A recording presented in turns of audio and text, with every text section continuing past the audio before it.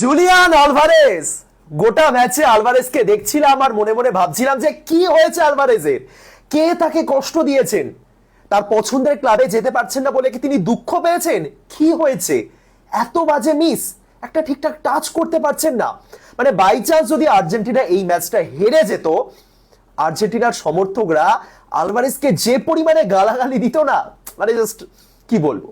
কিন্তু সেই জুলিয়ান আলভারেজই শেষ পর্যন্ত আর্জেন্টিনার সমর্থকদের নয়নের মণি হয়ে উঠলেন।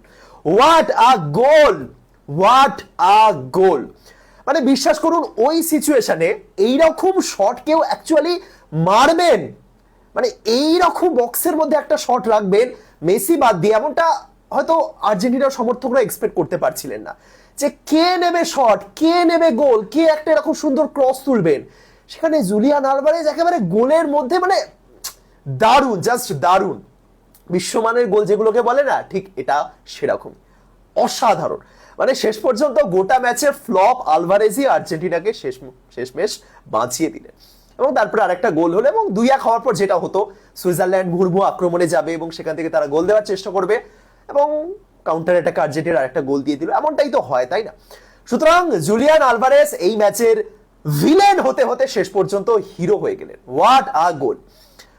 তবে কি বলি, আর্জেন্টিনার এরকম